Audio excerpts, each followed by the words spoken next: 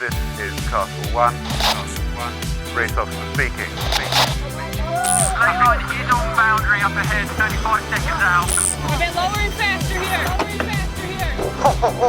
That's a good one, Jimmy. Still gaining on the lane line there. We're looking at 10-5 and 42. Matching him on the boundary, yeah. Copy.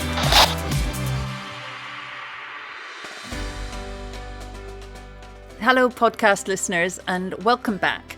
Back to a chat with British offshore sailor Alex Thomson, a sailor that's really been responsible for pushing the sport in so many different ways.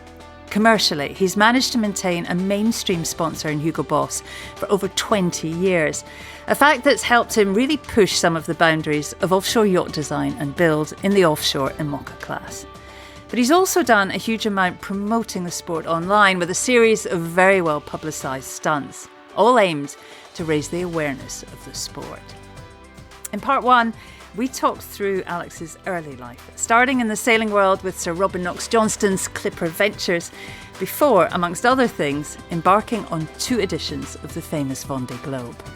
Give that a listen first if you haven't done so. In this edition, well, we talk about a whole lot more. 3 more Vendee Globes, the French IMOCA scene, and those amazing stunts that have been viewed by millions on YouTube. Before we pick things up with Alex, if you're enjoying season 4 of the podcast, then please do head over and show your support at buymeacoffee.com/a sailing podcast. It's very easy to use. And your support allows us to stay ad-free so we can keep on delivering these uninterrupted chats with the biggest names in the sport. If you've done so already, a huge thanks for the coffees. If not, well, why not head over and take a look? Your support makes a real difference. We kick things off in part 2 with a quick chat about the evolution and design of the IMOCA Class, before we move on to Alex's 3rd Vendee Globe. An amazing race, won by former podcast guest, at the time French Vendee rookie, Francois Gabard.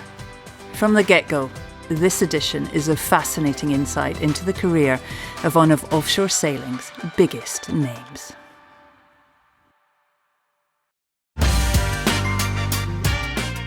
Hugo Boss number 7, we're doing 30 knots in the Solent in 17 knots of wind. We needed it as a team in those days. That was our 3rd Vendee. Hadn't finished one, we needed to finish one. We put it on the internet and 1 million views in a week. What about the IMOCA as a design concept, evolving designs, but plenty of 2nd, 3rd and 4th generation boats for the sailor, well, I guess for the smaller budget to race to. What do you think of it all? As a offshore sailor, budding offshore sailor, done my fast nets, done the Clipper, the big goal was always the ocean race. That was always I wanted to be a skipper in the ocean race. That was really why I guess I got into the game, even more, than probably the Ellen MacArthur incentive. And so, as you go through time and, you start on the IMOCA, which for me was going to be the building blocks to get to the skipper of the ocean race, it was magical to be able to sail on these boats that develop so quickly. You have to stay in the game and you have to develop with them. But, it's amazing, the little changes and the amount of, increases in speed. And look, that first boat I had in 2004, I did more than 30 knots on it, but you needed 30 knots of wind or 35 knots of wind. And it would be down a wave, Hugo Boss number 7, we're doing 30 knots in the Solent in 17 knots of wind. I mean, the progress is unreal. And I think, for me, I was naive and not, really, I don't come from a naval architecture background, so perhaps it didn't come as naturally as other people. But I just loved that, that ability to be able to make little changes. And, there was a lot of discussion throughout the time when Volvo went to one design of maybe that's what IMOCA should do. And it was very divisive in the class. It was a bit like Brexit, it was a real 50-50, kind of scenario. And lots of people didn't know. At that time, I was pretty sure that, we had to stay open. I couldn't ever see, the questions for me were, how, okay, we all go one design now, but how are we going to build so many one design boats. And then what would we do in 15 years when the boats were dated? So how would that, how would we then move to the next fleet of boats? And so they were the two unanswered questions. And actually, I think, over time, what we've seen is that staying open, but putting some control on it has really allowed the class to develop. And, I've been part of, I was part of the executive committee for a very long time. And, Mike was part of it. Obviously, he was vice president for a while as well. And he and I helped, bring in the one design mast and the one design keel. So I think it's a great formula. I think people are interested in the evolution or revolution of the boats. And, I think, you think about foiling and you think about foiling in the ocean, and then you've got to go, well, at some point, world transportation is going to change, there's going to be a positive impact in commercial areas. So, yeah, I've been fascinated by it. I've been foiling myself on a kiteboard for, more than a decade. And I love it, absolutely love it. And I did always hope that we would be fully foiling in my sailing lifetime. So maybe that will happen hopefully for 28. Yeah, by the time you come back, I'm sure it will be.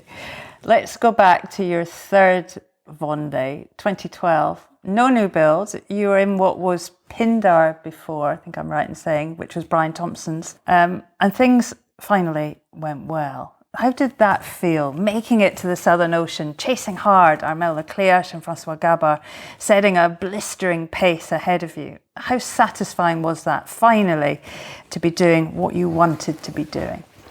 Well, there's a bit more of a story on that one as well, because I didn't do the race on that boat. And if we go back to that Brian Thompson's race on Pindar, I mean, Brian did I salute the man to be able to get that boat around the world and do all the stuff he had to do to it. So then, yeah, we bought that under advice of Wang Kei and a few other people because the boats were being limited on righting moment, limited on power, and this boat was grandfathered, so it had way more power than any other boat could have or would have. So the thought was there would be a huge advantage. The question was, would I be able to use it? And so, we bought the boat from Andrew Pindar. We modified it to make it more usable. And I went through, interviewed quite a lot of people to who would be my co-skipper. And I ended up with Guillermo Altadil. So he was going to be my co-skipper for that year. And the first race was the Fastnet race. So off we went on the Fastnet race, and it was the Fastnet race where I guess Rambler at that time broke their keel and we're upside down off the Fastnet rock. So Guillermo and I start the race, and I think we were OCS over the line at the start, and then we went back, and I think we were almost leading by the time we got out through the Needles. And I was thinking, wow, this is a winner, Alex. This boat's amazing. You've pulled a blinder. And as soon as we got into waves, the boat just wasn't anywhere near as good as the newer, lighter boats like Banque Populaire and Massif at that time. And I was a bit surprised, really. We got to Land's End, and these boats are going a lot faster than we were, and it's hard work. I mean, like, really, this boat, the power of a Volvo 70, and it was very hard work. And we got halfway across the Irish Sea, and I remember Guillermo said to me, he said, so Alex, how the hell are you going to do this on your own? And I remember looking at him saying, you know what, Guillermo, I don't want to talk about that right now. And he said to me, well, I suggest you start thinking about that very soon, mate. And, Guillermo, he says it how he is, doesn't he? And, he was a very influential part of our team at that time, because he did say it how it was, and someone needed to say it. And I think I went round the rock. We then we heard the problem with Rambler on the radio, so we went to go and find them, and that was very sobering. To know that there were that many people in the water was horrific. And I remember thinking to myself, you know what, Alex, this is, you don't want to kill yourself over this. This is, to sell this boat around the world. I'm very competitive. I won't be able to stop myself from from pushing and pushing, and you know, I don't want to kill myself. So I thought, you know what, Guillaume, maybe the right thing. I shouldn't do it on this boat. So this is August. The Jacques Vabre is in October, and in that very short period of time, we switched boats. We bought the old Veolia, so the boat that was built for Guillermo for the Barcelona World Race that then Bilou won the Route de Ramon, was available. It was owned by Mark Turner, who'd rented it, I think, to Bilou. So yeah, Guillermo helped us realise what we had to do, and very quickly we changed boats. And that was a sensible thing to do. It really was. So we did the Jacques Vabre. We came second, which was brilliant. I had big plans then. I wanted to cut the front of the boat off, put a big fat bow on, and really at that point we had we'd moved in a different space for how we'd managed it. So at the time, you know, everything revolves around the skipper, and I'd realised really that you know, not all my decision making was very good, and there were a lot of other better people that could make decisions. And plus, you know, it's an awful lot of responsibility for one person, and so we set the team up in such a way that it was a democracy, really, that, you know, people could say their bit, and that mattered. And I think I could wave the flag and say, no, we're doing this, but you can't really do that when everybody else, or, you know, the majority of people don't think you should do it. And I remember we had a big meeting in St Martin. I wanted to cut the bow of the boat off, and the team said, nah, we're not doing it. It's the wrong thing. And actually that was the best one, you know, great decision, and proved the point really that I shouldn't be making all the decisions. So yeah, we, instead of cutting the bow off, you know, I spent a lot of time on the water. We made small adjustments, and we ended up with a really well-rounded boat, very easy to sail. And yeah, I think I was coming up the Atlantic. I'd had big problems in the race. My hydro generators had failed. Had taken the steering out, and I had no fuel. And you know, they're never easy, Shirley. They're never easy. But yeah, coming up the Atlantic, I was in 4th place with Jean-Pierre Dick in 3rd on his new boat, and yeah, he broke his keel, and so he gave me the 3rd place. He did send me a little picture of a little thing saying, Alex, dear Alex, I have no keel, so please take this 3rd place with pleasure. A podium finish after so much effort, Alex. How satisfied were you? What did that mean? Yeah, it was we needed it as a team in those days. You know, that was our 3rd Vendee. Hadn't finished one. We needed to finish one, and you know, I think if we hadn't finished, you know, it would have been hard to continue probably. So yeah, it was perfectly timed really, and showed that, you know, we were, as a team, we were able to do it, put it together, make it technically work, and I was able to sail and be competitive. Which I knew that, but you know, you have to at some point, you know, prove it to people. So it was it was a big party. I remember, yeah, and we were very, very chuffed, very happy. We've talked a lot about sailing, Alex, but maybe more than almost any other offshore sailor, you're about a lot more than that. So we'll deviate for a little while. I'm going to suggest that while you were growing into your offshore career, at the same time, in the world of social media was also becoming a thing. You've cut quite a niche brand in our sport, in part because of some of your antics around your branding with Boss, your keel walk, the mast jump. There was a kiteboard episode. I mean, where did all that come from, and what was it all about? Yeah, no, it's. I think the fundamentally, apart from trying to create a sustainable business, you know, in offshore sailing, and provide value to sponsors, which, you know, I explained earlier was most important. I think I realised pretty early on that, well, it was a shock. My first Jacques Vabre I did with Josh Hall in 1999, and it was.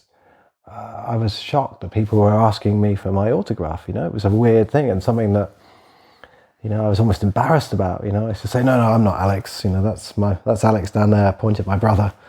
And I guess I realised that actually the primary responsibility is as ambassadors for the sport, and you know, whether I liked it or not, that's what I was.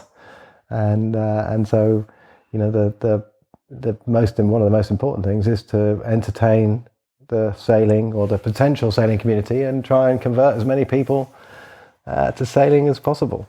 So that was a big reason why we've made such a big effort to communicate and to try and tell the story. And then the stunts were really a commercial thing, because at the time Hugo Boss was when we joined Hugo Boss, they were a wholesale business. They're really, were selling mainly to wholesalers, and our job was to entertain the wholesalers through corporate sailing and showing them this amazing boat.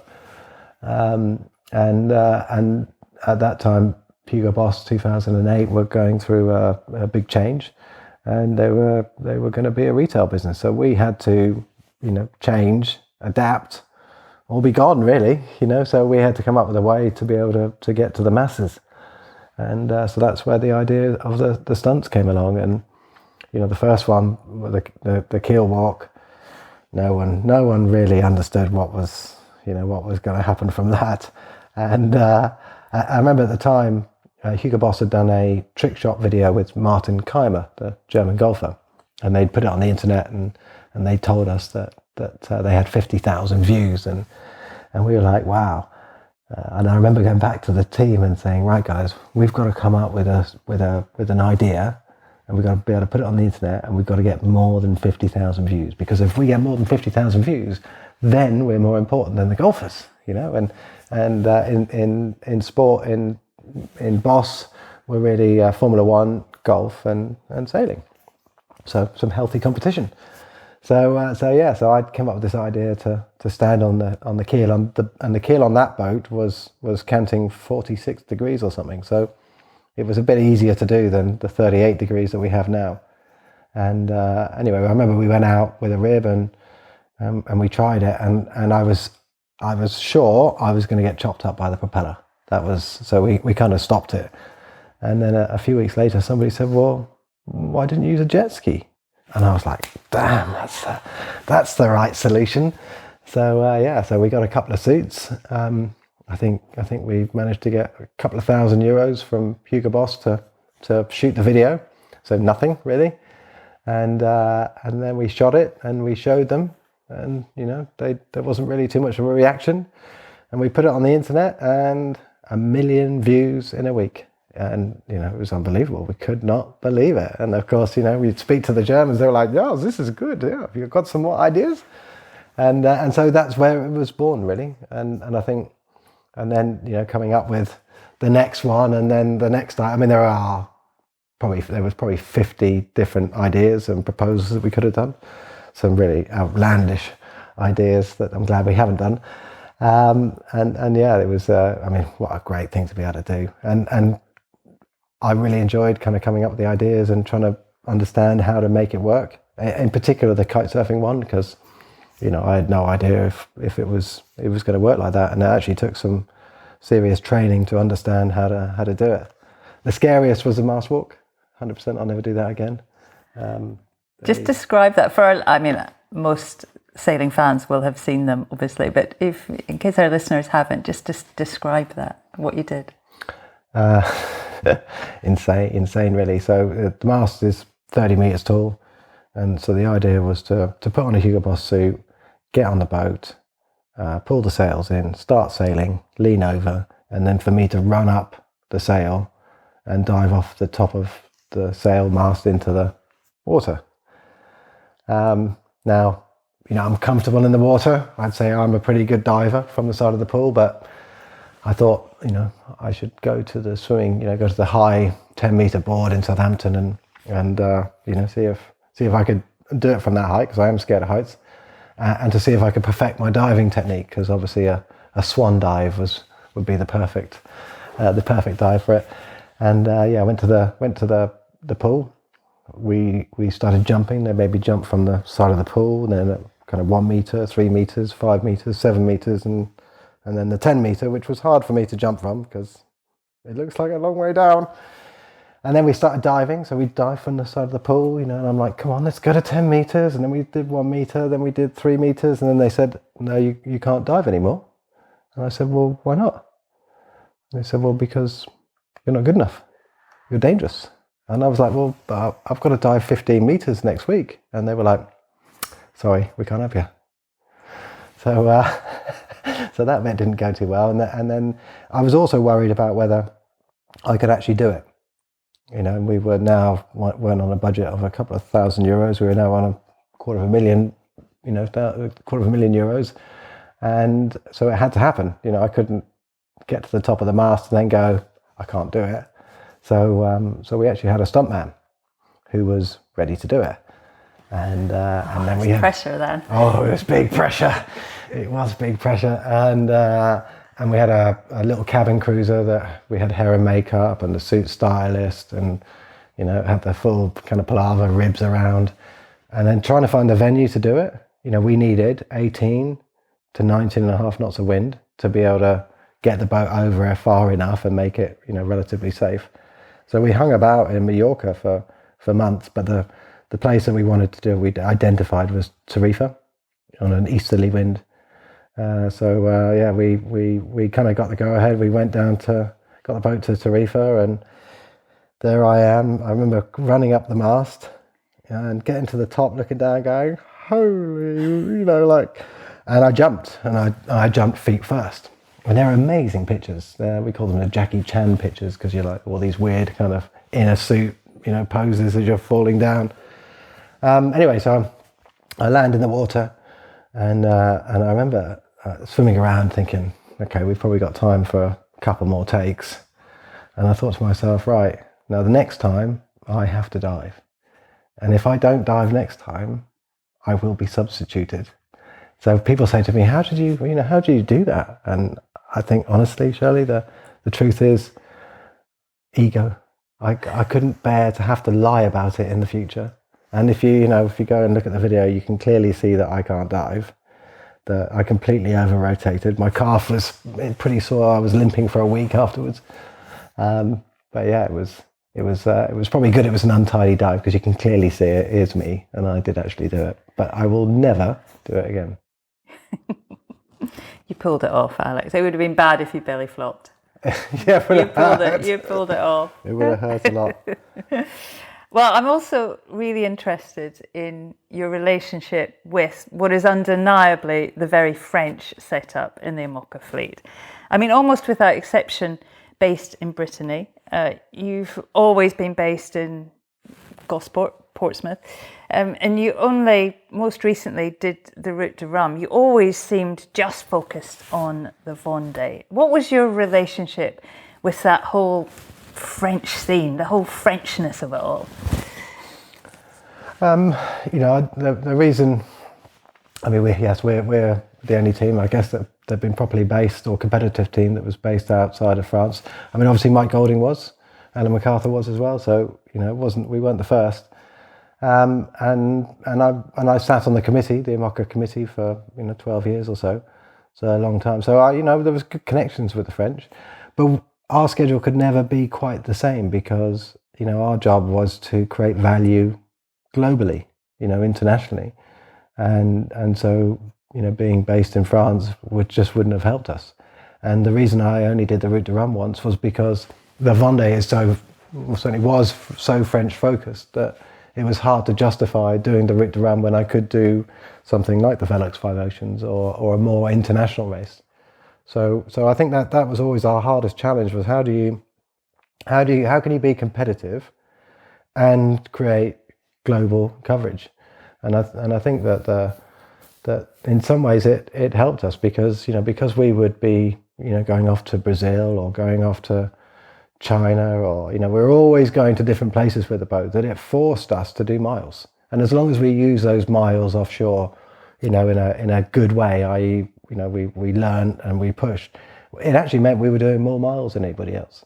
So it was a lot tougher. We spent a lot more money, we needed more people, we needed to think about it differently. But if you ask any sailor, offshore sailor, what's the most important thing to be competitive, most people will say time on the water. And I guess that was one of the things that made a big difference to us, was being forced to spend that time on the water. It is so ridiculously French for the size of an event, though. I mean, even from my world, there's a slight nod to international, but not really. I mean, they're not really bothered about international press. Everything's in French. It is There's an extraordinary Frenchness about it. And I guess that's part of, the appeal.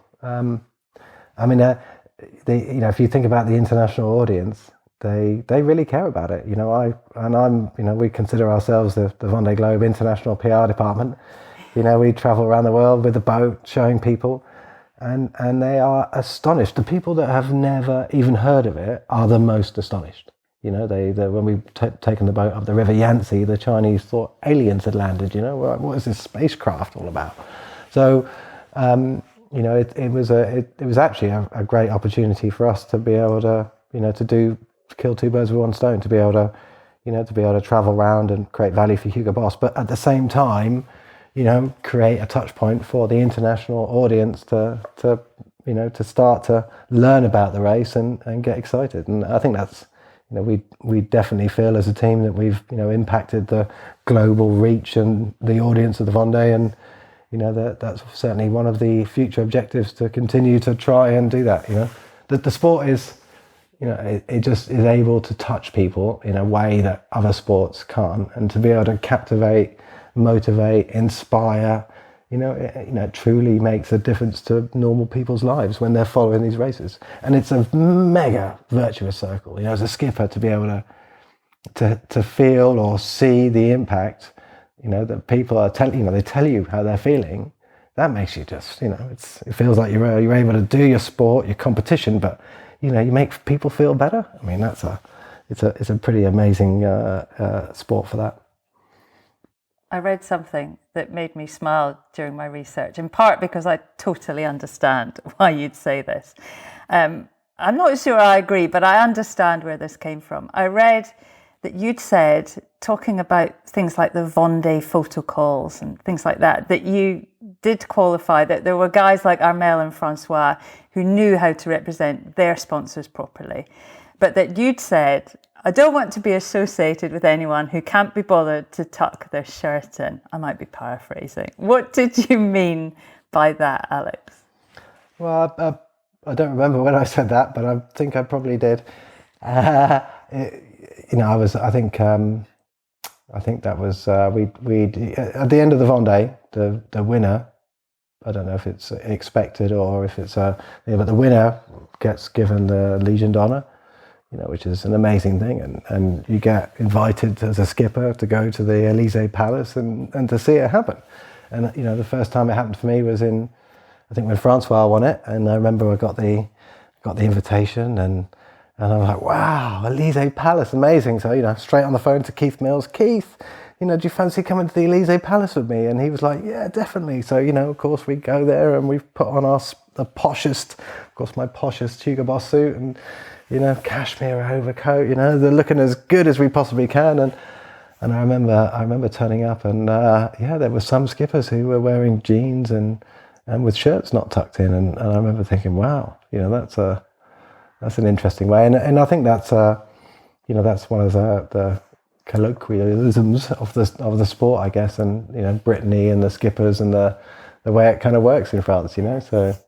Yes, and a lot of local sponsors. I mean, you have a like a load of sponsors and a lot of people doing it as independents. And that was a long time ago now. Nowadays, the sport's way more professional. The teams are, very different to what they were then. In those days, there were probably only really, 3 or 4 really, good teams. Now we've got, 15, 20, maybe more. And so, yes, it's changed immeasurably since I started in 2003. Well, things were moving on in sailing at the time, weren't they? The America's Cup of that time, 2013, was introducing foils. And in the fast-moving world of IMOCA design, foiling looked like it might work out. For the 2016 Vendee, you had a new Verdier design boat, built at Greens, with foils. It was all pretty radical. I mean, what did you think the first time you started discussing the idea of foiling offshore? I can remember at the time thinking it was all pretty out there. Wow, but that was 2015. We launched those boats, and we were talking about putting foils on the boat in 2007.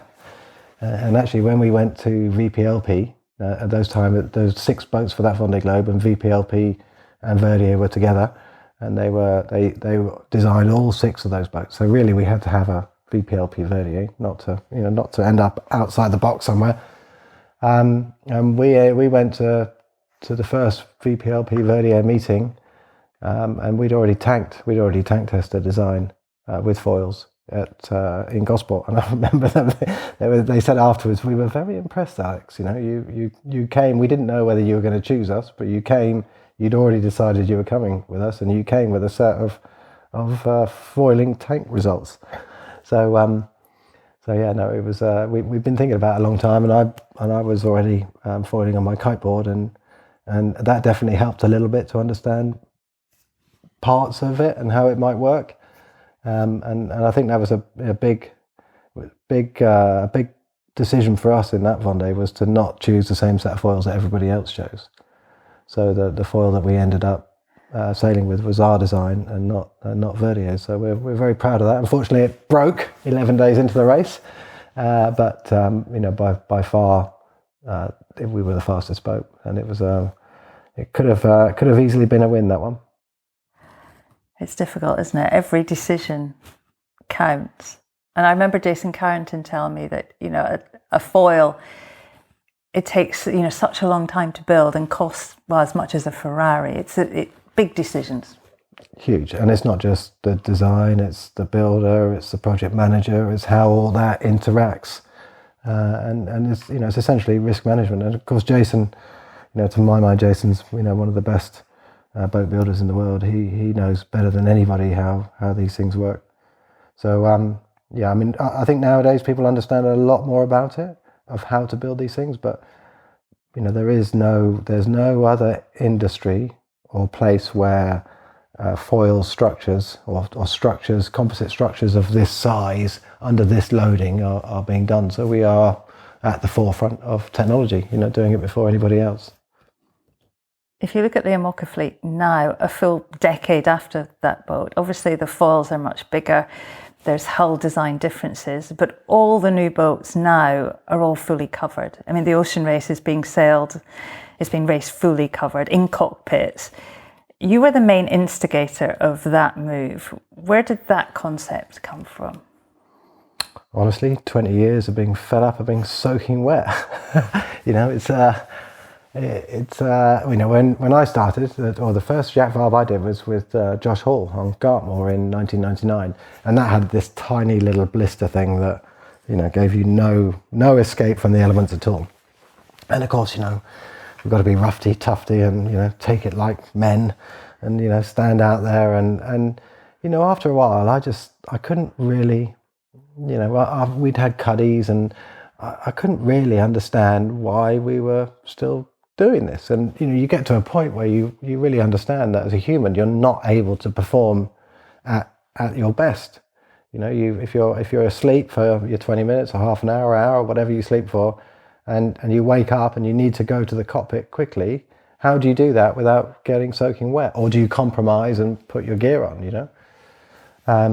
So I was thinking about it in like planes, like when the Wright brothers started, they started on their planes and they got up and, they're flying and their eyes got a bit dry. So someone came up with the idea of some helmet things and some goggles, and then some bright spark thought about covering the cockpit.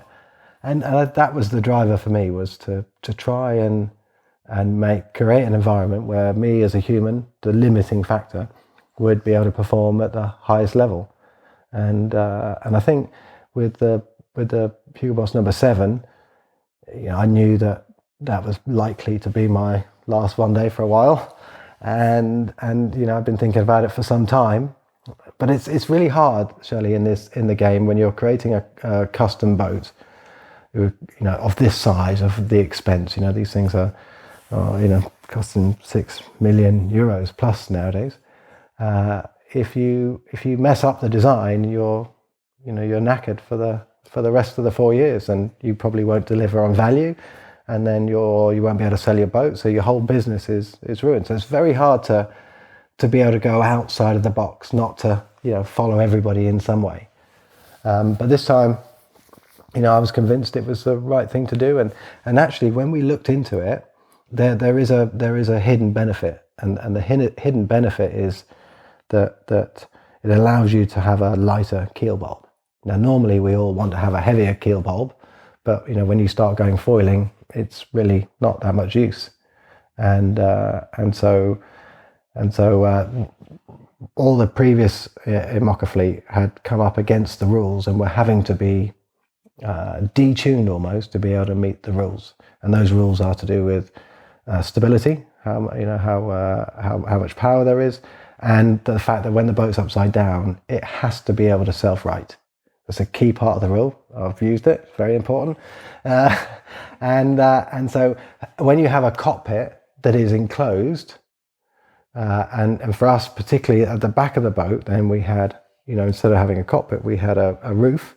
That roof provides buoyancy, and so when you're upside down, you need less weight on your keel to pop back up again. So there was a significant weight gain associated with it too. And yeah, it changes the way that you sail the boat. It changes the way it's viewed to some degree. But my goodness me, it makes it a hell of a lot more comfortable. And on my last boat, I was able to go to sleep with my feet on the grinding pedestal. I could see everything. It was made, specifically for this kind of purpose. And I think it's, as a human, you're way more, you feel safer. You're more in touch with what's going on most of the time, and you're probably enjoying it more. And therefore, I think if you're enjoying it, you're going to perform better. How do you feel now that things you were pushing hard for a decade ago are now part of the norm? And without saying it was just you or all your work, there were people back then that thought you were really going too far with things. Yeah, well, most people thought probably I was going too far with things. I shouldn't, and I won't take the credit for most of these things because I've been lucky to work with some amazing people from VPLP, Vendee, and in particular with this last boat with Peter Hobson. For me, he's a design genius, and I think unlike lots of designers, has the ability to be able to design it, build it, modify it, do everything. And he was instrumental in being able to take my crazy ideas and actually being able to make it work. So yeah, I don't take all the credit. He went round Cape Horn about 800 miles ahead of me, but I think the closest I got was 35 miles. It doesn't matter how much money you've got in your team. Ultimately, you're on a boat in the middle of nowhere, and you've only got yourself to deal with it. I can't see how this can't be one of the biggest sporting events in the world over the next 10, 20 years. Not far into the 2018 Vendee, you had a collision, inevitably one of the foils, as many of the naysayers said would happen. You hit a submerged object. What happened there, and what did you feel? Another Vendee, another issue? How hard was that? Oh, that was hard. That was hard. 11 days in, and I'm a really emotional person. My heart's on my sleeve, and when I'm doing well, I can end up being a bit complacent probably at times. And when I'm doing badly, I just want to work. All the discipline's gone. I just want to be better, be faster. And so, 11 days in, clearly with a boat that is just by far the best, with the best foil, especially as we designed the foil as well. That was a nice, it felt brilliant. And yeah, then big bang, foil's gone. And actually, I don't think there was a collision. We didn't know. You can't tell really because you can't see outside. But there's no evidence that the foil moved backwards in the case. There's no split at the back. So we don't know what happened, but the foil broke. And yeah, my immediate thought is, well, that's it. I'm out of the race. It's done. It's over. I think for me that was the hardest thing was to overcome, that despondency, that thought in the back of your head that you're just not going to make it. I thought I was going to make it. I'm not even going to come in the top 10, even if I do make it. And yeah, it was close. It could have easily gone the other way again. And it was, for me, it was the biggest fight over my own mind than I've ever had. And I'm glad I did it. Winded, you pressed on though, didn't you, Alex? You and Armella Clear again at the head of the fleet. How determined were you to try and win that race, and how close did you come? Well, certainly determined before the start. Determined, I knew I had a good boat. Not quite sure how much quicker it might be, but I knew it was quicker downwind. By day 10, I'm sure, I can do this. Definitely sure I'm going to do this. And then day 11, it breaks. And I think that's one of the reasons why I guess it touches people when they follow it, is because whatever happens, there's going to be adversity. Something bad's going to happen. People say to me, tell me the Vendee, and I say, expect the unexpected. Something's going to happen. And it was one of the big topics I worked on with my sports psychologist was about how when something goes wrong, how do you deal with that as a person? How do you stay motivated? How do you climb back up the ladder again? And I remember Ken saying to me, he'd say, Alex, would you agree that a happy person is going to perform better than a sad person? And I go, well, of course, Ken. That's normal. Everybody would say yes to that. I've said, but Ken, if something terrible happens, and suddenly I can't finish the race or do well in the race, how do you expect me to be happy? Thinking, what's he going to say to that? And he says, well, that's easy, Alex. There's some very easy things you can do. And the easiest one is scientifically proven is by looking happy, smiling. And I'm like, yeah, really? And he said, yeah, there's plenty of evidence, that us as humans, when we smile, that it creates chemical reactions in the brain to do with, dopamine and endorphins, and you will feel happier. And so that, along with various other tools, mental tools I had in my toolbox, made me understand, this was the laboratory to try it out, and I spent the whole time going around the world. I could have been really kind of peed off, but I'd still smile. And it, definitely made a big difference. Along with goal setting, changing your goals, having the ability to be, give yourself little things to go for, achieve, make yourself feel more motivated. And I think that for me was as a personal thing, to be able to go through that process and to use those tools in that way. Yeah, it made me realise how powerful the mind is, and actually how little we know and how little we really, use those kind of tools. So, yeah, it was a mega eye-opening occasion. In terms of, I went day 11, day 12. I was sure I wasn't going to finish. I was still in the lead a week later, and I had a little tussle with Harmel. He'd go faster than me on one tack, and I'd be faster than him on the other. The helicopter came to see us in the middle of the Southern Ocean, which turned out to be, one of the most viewed videos, I think, that even better than the stunts, which was nice to see. And then I think he went round Cape Horn about 800 miles ahead of me. So, really at that stage, I was in second place, but didn't look likely that I was going to be able to catch him up. But, the weather helped me. I got onto my foiling side and started to catch the miles up. And I think the closest I got was 35 miles. Everybody was on a knife edge. I think for me, by Cape Verdes, I had to be 50 miles ahead of where I was. So I kind of knew that I wasn't going to do it by then. But you never know what's going to happen, do you? You never know. And as we came up to the Bay of Biscay, there was an opportunity to break the world record, and I was a bit like, should I do it? Should I not? And I could do it and break and then not win, so I managed the record. I only broke it by a mile or something, I think. But by that stage, if Armel just had to keep the boat in one condition and win the race, and he did the right job. Ultimately, it's to win the Vendee, you need to obviously have the skill and the talent, but you've got to have the right platform, you've got to have the right team, you've got to have so many little things, and they just did a slightly better job than we did. A lot has to come together. That was your last Vendee. It was supposed to be, wasn't it, to your long-suffering wife Kate, 4 Vendee starts, a third place and a second, in a race with an average 50% attrition rate. That's up there as a record. Why didn't you stop then? Well, she let me go again. No, at that point then I'm now third. and actually I'm about to be second, and I know what's going to happen. You know, you're going to arrive. There'll be a lot of people. You know, I think when you're out there in the ocean, you don't really get a proper sense of what people feel about it. So, you know, you as humans, we normalize everything. So if you do something for long enough, it doesn't matter where you are. You could be in a war zone. You could be the South Pole. You could be anywhere. But, you know, over time, our brains just normalize everything. So you're just normal, doing a normal job. And then, you know that there'll be a press conference.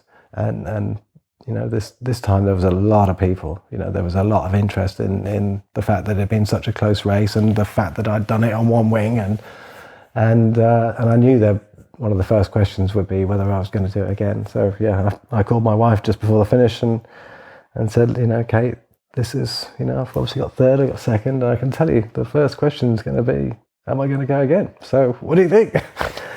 and she, you know, it's probably taken me now until I've stopped to realise that, you know, I thought that I had the hard part of the job, you know, to go off and fight the elements and, you know, race these boats and deal with the adversity. But the reality is that the hard work is done at home, and I'm living my dream, and I'm, you know, in an environment I know and I love and I feel safe in. And whereas, of course, for everybody else, it doesn't feel like that. It feels the opposite. So you know, it was amazing, really. She turned around and said, you know, Alex, you know, whatever you want to do, I'll follow and go for it. So yeah, so one more it was. Explain to the non-offshore sailing fan, anyone that listens to this podcast a lot will know how much I go on about the Vendee, but explain what it is about the race that makes it, clearly to you anyway, just so addictive. I don't know if I've got the right words, to be honest. You know, I think for some reason there is a romantic part in many people that they kind of wish or hope or would aspire or think about sailing around the world, maybe on their own. I don't know. And you think, you know, for years and years, you know, it's happened. People would do it with a crew, and I think when you start to understand the challenge of it and how big it is and how hard it is and how many hurdles you have to overcome, then you start to kind of open your eyes and realize, you know, it doesn't matter how good your tech is, it doesn't matter how much money you've got in your team. You know, ultimately you're on a boat in the middle of nowhere, and you know, you've only got yourself to deal with it. I mean, I think there are many better stories than mine for the Vendee. You know, the one I like to tell is about Yves Parlier, you know, breaking his mast, collecting the pieces, sailing under his own steam, a jury rig to an uninhabited island, rebuilding his mast, hoisting his mast without stepping foot above the high water mark, and then collecting enough food from the sea, so shells, seaweed and shellfish, and then going and finishing the race. I mean, you know, it's fictional in some ways, and I think, you know, that's the kind of stories that captivate people, and I think as well that it's because it's not this vast commercial machine. You know, what we're really getting, you know, the authentic stories, the real stories from people, and of course, you know, over time the communications have improved and we get the chance to be able to tell the story. So, and I still think today, Shirley, we're only delivering less than 5% of the content that could be available. So I think about sport and what's out there and what might come, and I can't see how this can't be one of the biggest sporting events in the world over the next 10, 20 years. I mean, still less than 150 people have ever completed it. So it's still tiny.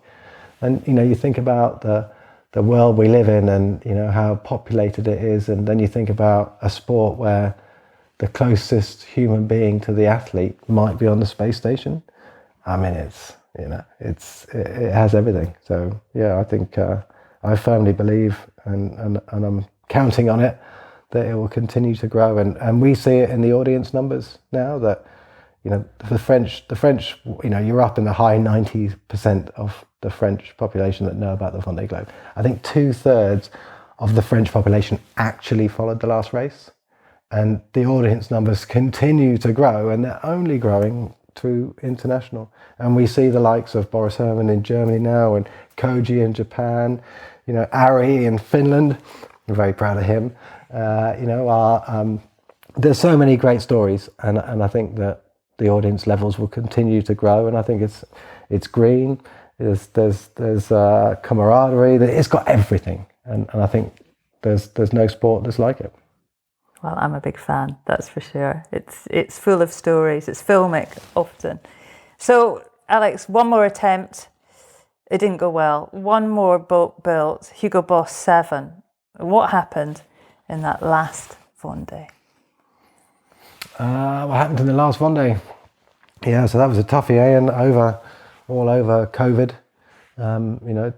It started pretty well. Neil McDonald and I did the Jacques Vabre in 2019, and the boat seemed to be good, but unfortunately we hit something with our keel, probably a whale, and we decelerated at 3G. Would you believe? Nearly killed Neil and I, and quite shocking actually. So it wasn't the easiest preparation. We didn't, partly through that and partly through COVID, do the miles that we wanted to do, and ultimately we had a good race, got a good, led for most of the time I was in it, and then I had some damage in the bow, which I'd repaired and was going to be good for the rest of the race, but picked up some fishing gear on one of the rudders and snapped it. So yeah, that was the end of that, really. Tough, the toughest one for me to have to deal with, for sure. You get used to taking the knocks, but the 2020 Vendee I knew was going to be the last one. I certainly wasn't going to do 24, and wasn't sure I'd even do another one. So a very hard one for me to be able to take. But that's how it works. Unfortunately, we still learned a lot. We managed to sail back with the guys from VPLP, so we got ourselves set up with a load of data. We learned as much as we possibly could from it, and yeah. How hard was it then, and I suspect still now, to know that you're not going to win the race? Yeah. I mean, it's always, ending up retiring is always hard, especially from a Vendee. You kind of expect it, 50-50 is the old stat. I think it's better than that now, but you do expect it. But when you haven't got the next one planned, then it's a much bigger knock for sure. So and I think that with this Vendee, we did so much more than we'd ever done before. We were at a different level than we'd ever been, by the people, the knowledge, the understanding, the risk management. I mean, we had every base. We thought we had every base covered. But, as you said, and I'll definitely agree with, it's every tiny detail, there's it's a never ending, cycle. You can prepare and prepare and prepare and prepare, but, something unexpected can come and get you. So yeah, no, it's tough. It's very disappointing, and not just for me, for everybody else in the team. It's, let's not forget, for that last campaign, we were 28 people. And there's 28 people that give up their lives to a degree, to come and work and be part of a sports team that wants to win. Requires, dedication, commitment. You don't get that in a normal job. Plus the national pride. There's a lot of British people, a lot of internationals, but a lot of British people. We wanted to go out and win, and it's terrible from the reason the team get together like that at that level is because we all believe. We're together. We want to go and win together, and you have to create that environment. It has to, you have to do it together. And I think the overriding emotion for me is letting people down.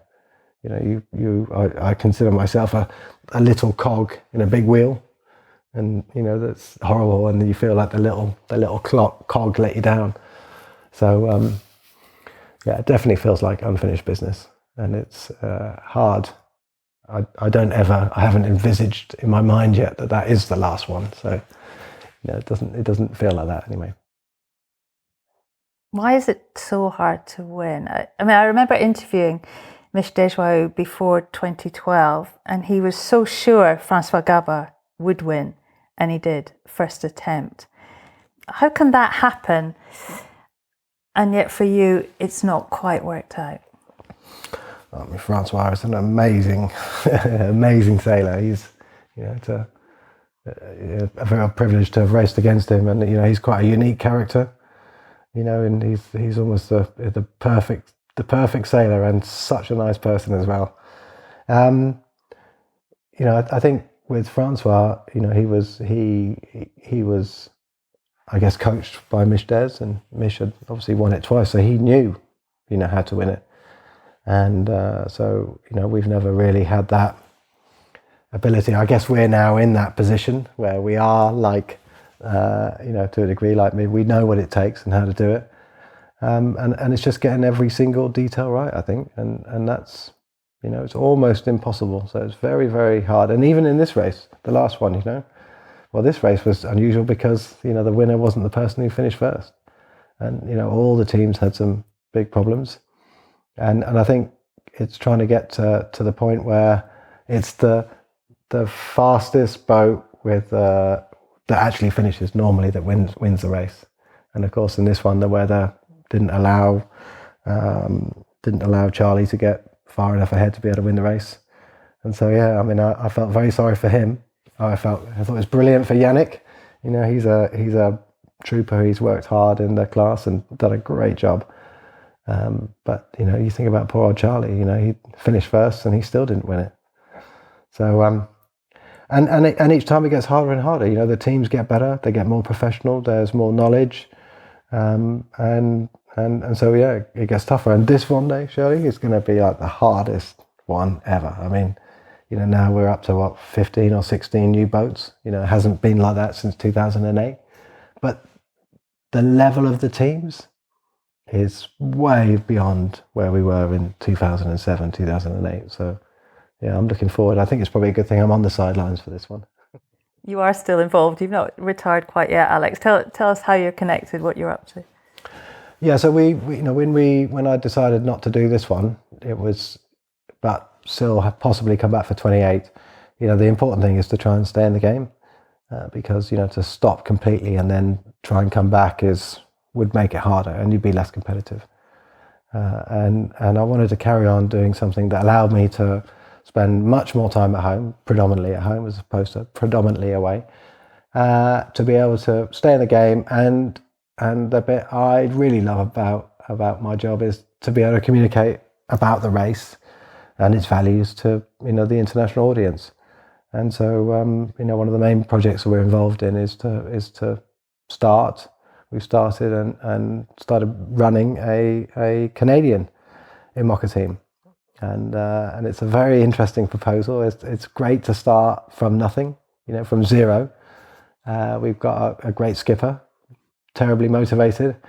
We've got a great boat, and we've got the startings of a team. And we've been to Canada last summer. We did a little tour with the boat, and I've been there twice with my boat before. So people say to me, "Are there Canadian Vendee fans?" And I say, "Yeah, there's loads."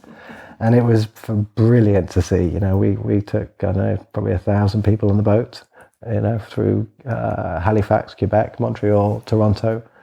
And so, there's a huge amount of IMOCA fans in Canada. And the objective for this team is the synergy with Scott, who's the skipper and the person who approached me in the first place to come and do this.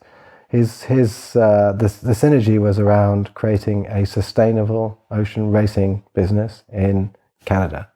And as I said earlier, that was the spark, that the challenge, I guess, that Keith gave me 23 years ago. And that really made me kind of, my ears perk up, and to be able to then be involved in the IMOCA team, be able to develop somebody else, be able to develop some international talent, be able to tell the story, in Canada, it's quite an opportunity, and I'm really enjoying it. What about the ocean race? As we've touched on, it's an option. I mean, only one British winner in 50 years of racing, IMOCA, of course. Does that not interest you? Yeah, it definitely does. It's been on the sidelines for me, and actually was the reason I wanted to get into the sport in the first place. And I think when the when the ocean race ended up going one design, it kind of turned me off, and I realised that actually the IMOCA world was cooler, more interesting, more on the cutting edge of design than the Volvo Ocean Race. So I'd kind of discarded it. Now obviously it's ocean racing. Its heart is in IMOCA. There is, for the next one to go, there's going to be 40 boats. So there is no other monohull ocean racing class. It's run by the skippers. So it's not easy making rules, but they do get made. And actually, over the last 20 years, with the help of many people, it is in a really strong place. And I really fully support the move for the ocean race to go to the IMOCAs. I think that's the only option. And who knows, Shirley? I'm following the race hour by hour. I'm a very good friend with Boris Herman, and if something's happening, I'm always messaging him what's happening. So yeah, who knows? I'd certainly love to do a leg or two, and I'd love to see the ocean race flourish. I think the class needs it. I think the calendar needs it for ocean racing, and it would just complete, the circuit into something that is very powerful and very valuable. So yeah, following with interest. I also saw you with Francois Gabard at the start of the last Route de Rhum, having a snoop around his outrageous offshore multi-hull. What about the multi-hull scene, Alex? It's a bit out there, isn't it? But it's kind of got Alex Thomson's name all over it. Is that of interest? At every press conference we do before the starts of these races, the journalists would always say, "Oh, Alex, when will we see you in the old teams?" And I'd always laugh and joke and say, "Well, I'm sure I'd be the first person to capsize if I had an old team." So I was very interested to go and have a look at Francois' boats, and very kind of him to have me on board. Amazing machines. I mean, just incredible, and the concept, the cockpit concept that he's got is the next few steps ahead of where I was, and so I was pretty disappointed for him with the emotion that was running around that cockpit, and the fact that the other teams felt it was illegal. And for me, if that cockpit's illegal, then my cockpit was illegal, and so are most of the IMOCAs illegal.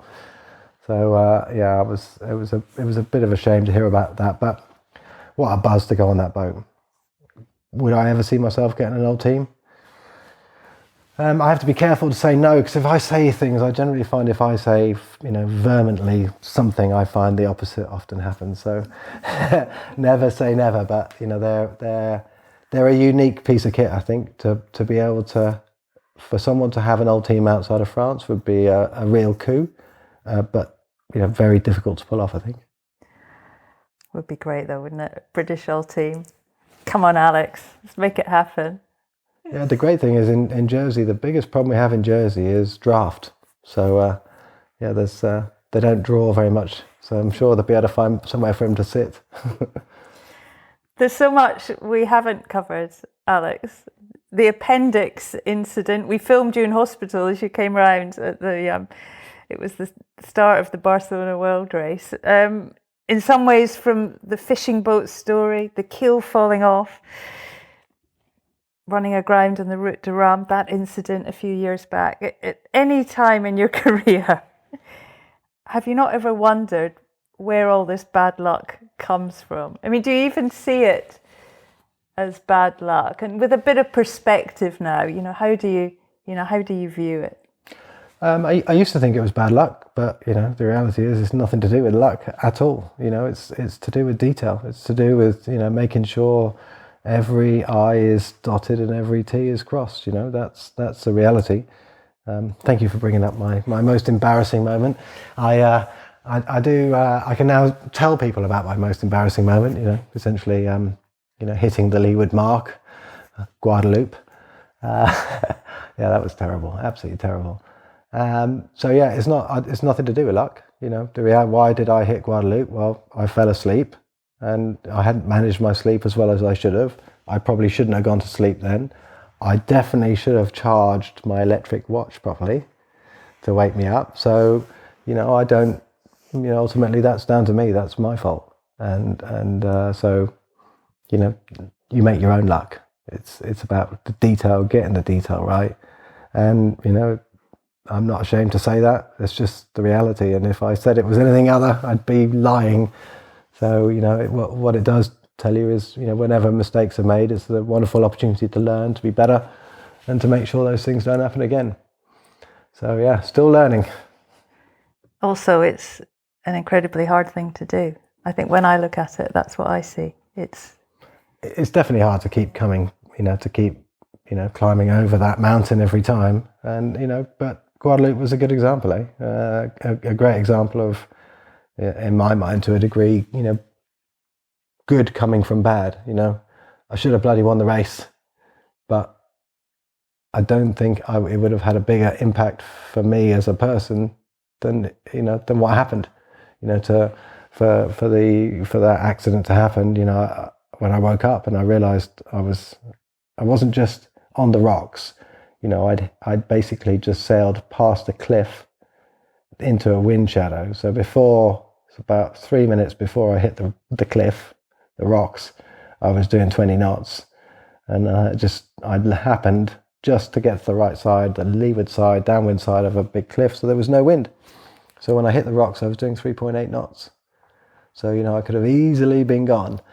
And the predominant feeling I had was just embarrassment. I phoned my team up. I was in tears, and I was like, I just want to go to Antigua and die. Please find somewhere that I can go and hide. And of course, you can't. You just have to go and finish the race. And during the finishing, I'm going through a protest. So the race committee are protesting me, and I kind of, in my mind, I guess I'd hoped that maybe I'd only get a 4-hour penalty. So when the jury jumped on the boat after the finish and told me that I was getting a 24-hour penalty, which meant I'd probably come third or fourth, it was devastating. And then 3 minutes later, you're on the dock and there are 100 media. There is no place to hide, and there's no way to prepare for it. There's no way to handle it. And I think, being British, perhaps, the one thing I was worried about was that, that I'd made a mess for myself, and what I didn't want to do was make a mess for anybody behind me. I wanted Paul Melliat, when he came in to win, he should feel like the winner. And so the only thing I could do, which, this isn't conscious, I'm not consciously making this decision because I am there. I had to make it all right. I had to take responsibility.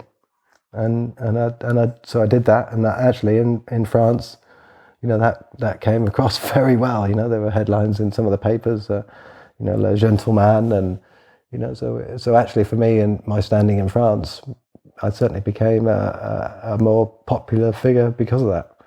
And I think before the start of the last Vendee, there were several outlets where the French population voted me as the most popular skipper, and they must think I'm Welsh rather than British, because you can't imagine French people voting for a British person. But I think I shows what the sport's like. You think about many other occasions where things have gone wrong. Think about Jean Le Cam, his keel falling, his bulb falling off and him going upside down, and Vincent Riou going to rescue him, and Vincent damaged his boat, couldn't finish because of that. So there's many instances of it, and I think that's that's just how we are as skippers, and how the sport works. You've had that reputation, haven't you, as the guy that pushes really hard. It's been a source of criticism in the past, but it's a bit of an obvious one. How do you respond to that? At the beginning, imagine if someone's telling you that you're too fast, and that's your reputation, when you're young, that's quite good, isn't it? That's better than being slow, isn't it? And then I think I went through a period of, it was annoying, it was because I didn't feel that was true. And now I don't really care. The reality is I'm pretty conservative, but I've always had the ability to be able to make the boat go fast for some reason. And yeah, so I'm paranoid to hell that something's always going to happen. And generally, I'm experienced enough now to make sure that I don't push too hard and cause the incident. So anyway, it's much better, I think, that people are talking about you than not, even if they consider you're too fast. I agree. Alex, I've watched and often filmed you say goodbye to the people that mean the most to you, to your wife Kate, your sister, your dad, and of course, your gorgeous little people. I've watched you say goodbye over and over again, and although the routine got more polished on the dock, if anything, it looked harder to do as each edition passed. Alex, if your son or your daughter came to you one day and said, Dad, I want to do that, I want to sail solo around the world, what would you say to them? I'm not paying for it. Yeah. A few people have asked me this, and obviously I get the chance to talk to my dad about it. And my dad, he was very uncomfortable when I was in the Southern Ocean, and my brother was on a Class 40 race at the same time in the Southern Ocean. So I can see why I might feel nervous about it, but the reality is, if my kids could live the kind of life that I've lived in sport, I mean, that's a privilege. And so I wouldn't, I'd fully support it. If they can get to the level where they can, be a skipper in the Vendee Globe, then well done them. It's not easy, and I think it would be an amazing achievement. So I'd fully support it. Not sure Kate would, but yeah, I'd fully support it. And obviously I'd have to be the substitute skipper just in case, Alex Thomson, it's been worth the wait. Thank you for your time and your honesty. Thank you. Thank you. You'll have noticed several times in these two podcasts with Alex his references to the unfinished business of the Vendee Globe. I didn't press him on it. He didn't ever actually announce his retirement from racing, so I wouldn't bet against a next generation IMOCA with Alex Thomson at the helm in a Vendee Globe in the near future. We'll see, but he's clearly not done with it all yet. To Alex, again, a massive big thanks for his time. It probably shouldn't be a surprise from someone that's done so much on social media to promote the sport, but this is one of the longest episodes we've ever done. So Alex, many, many thanks for agreeing to sit down and chat. That's it for this month. Until next time, if you're enjoying what you hear, why not buy us a coffee? It's super easy. Head over to buymeacoffee.com/sailing podcast and do your bit to help us bring you these uninterrupted ad-free chats from the biggest names in our sport. Before we go, a big, big thanks to Tim at Vertigo Films, whose relentless work makes these podcasts happen. He's back in Alicante on the ocean race. So Tim, again, thanks so much for all the hard work. Keep in touch via social media. I'm Shirley Sail on Instagram and Twitter, and Shirley Robertson on Facebook. And let us know what you're up to and where you're listening. Well, that's all from us this month. Thank you so much for listening. Have fun on the water and sail safe, everyone. This is Castle 1. Race officer speaking.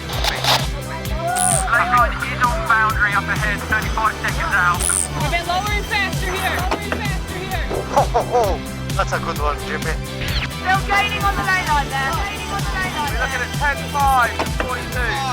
Matching him on the boundary, yeah. Copy.